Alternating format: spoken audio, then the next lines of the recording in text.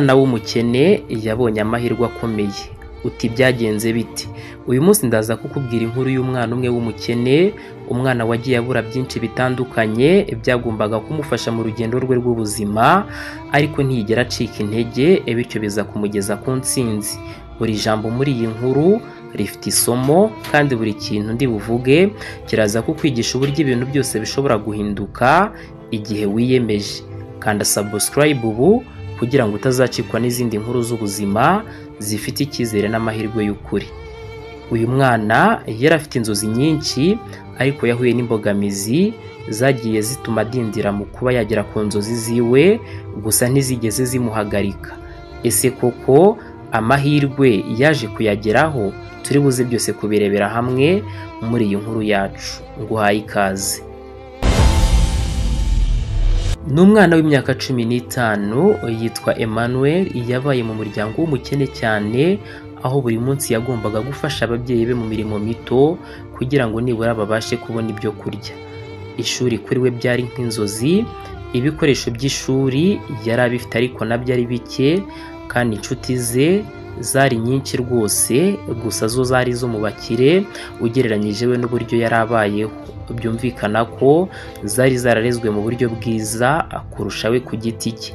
Ariko Emmanuel nubwo ibyo byose byabaga, akabireba akabyitegereza, ntabwo byatumaga agira ishyari cyangwa ngo yumve yagirira nabi bagenzi biwe, ahubwo yakomezaga gukora buri kimwe ku giti cyiwe, ndetse afatanyije n'umuryango we kugira ngo arebe ko nibura amateka yabo yazahinduka.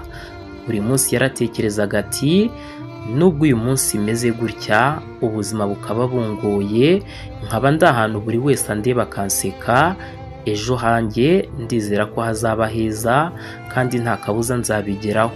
Nubwo abandi benshi rero bamubonaga nk'umwana w'umukene, Emmanuel yari afite icyizere cy'ubuzima, kandi iki ni ikintu gikomeye mu buzima bwa muntu.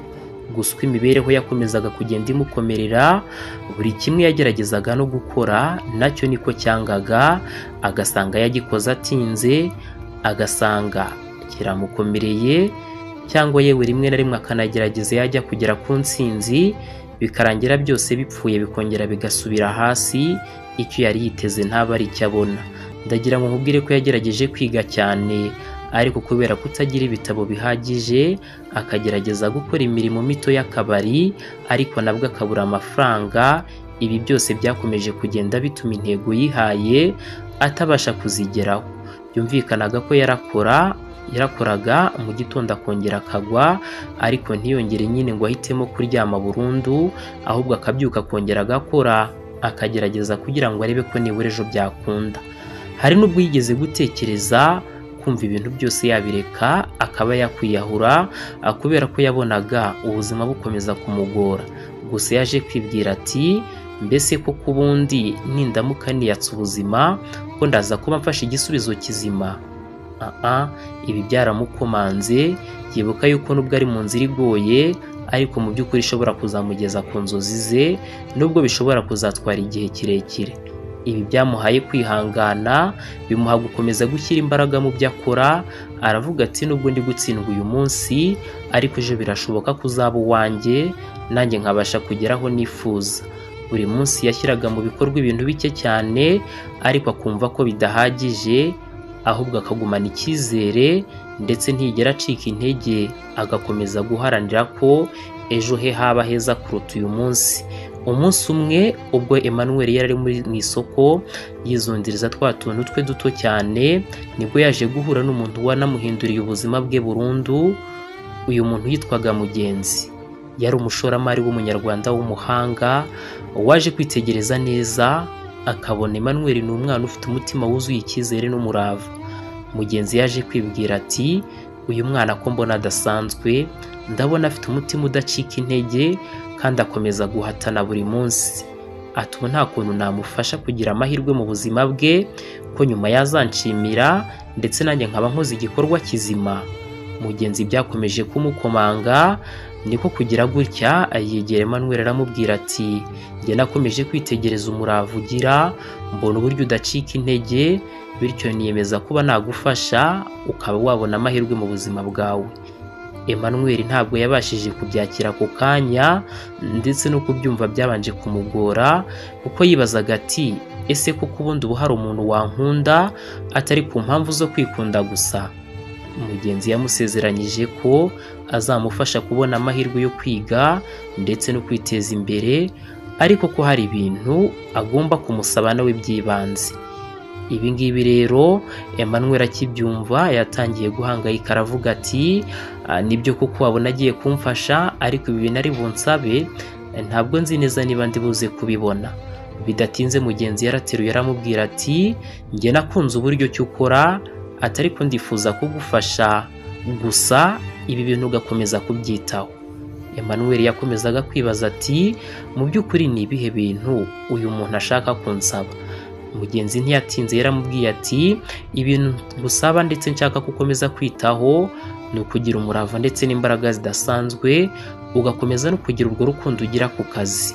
Emmanuel akibyumva ibyo ngibyo ntabwo yatunguwe cyane, ahubwo yumvise yishimye bitewe n'uko yari azi ko ni ibintu asanzwe yifitemo. Rero kuba yarabikoreshaga mu by'ukuri atabona umusaruro, noneho akaba agize amahirwe yo kujya kubikoresha ari buze guhabwa ubufasha ndetse akanabona umusaruro, yumvaga ko ari ibintu byoroshye ndetse azabasha guhita ashyira mu bikorwa. Ntibyatinze Emmanuel yatangiye gukora cyane, akiga amasaha menshi nyuma y'ishuri kugira ngo mu by'umwihariko abashe no gukora imirimo mito yo gufasha mugenzi mu byo yakoraga.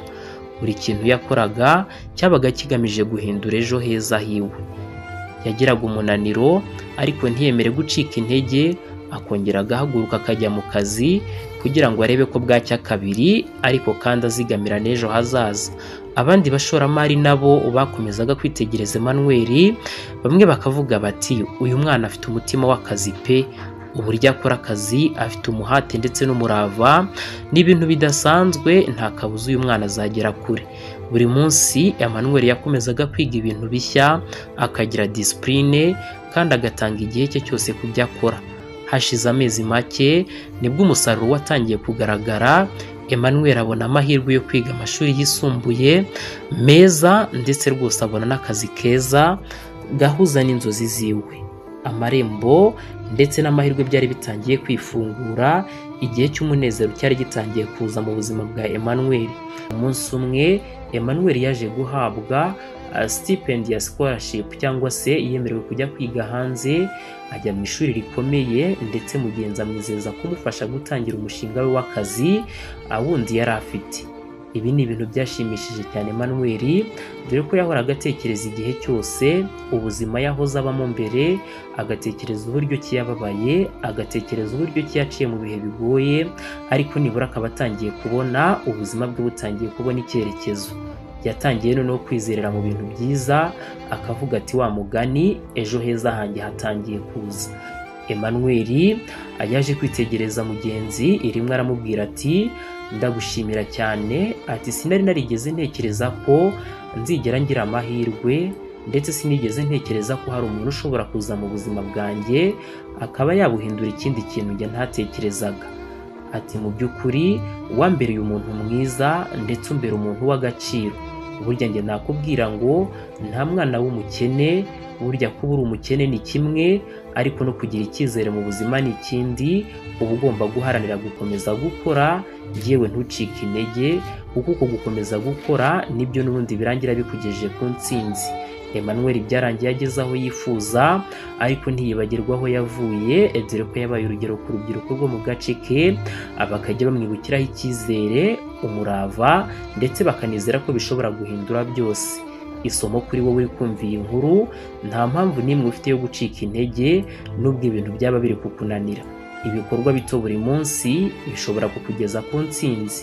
Umurava, discipline cyangwa se imyitwarire myiza n'icyizere ni imbaraga zidasanzwe mu rugendo rwawe. Buri kintu mu buzima kigira isomo kikwigisha. Nk'uko Emmanuel yabitwigishije, umwana w'umukene ashobora kubona amahirwe akomeye igihe yiyemeje gukora ibishoboka byose. Ahangaha birumvikana neza, atangira gukora bike ashoboye n'abandi bakaba bamwunganira. Ariko ntabwo wagenda aho ngaho ngo wirirwe usabiriza ngo wumve ko aribwo abantu bazakumva. Abantu dukunda gufashiriza mu bihari kandi bigaragarira buri wese.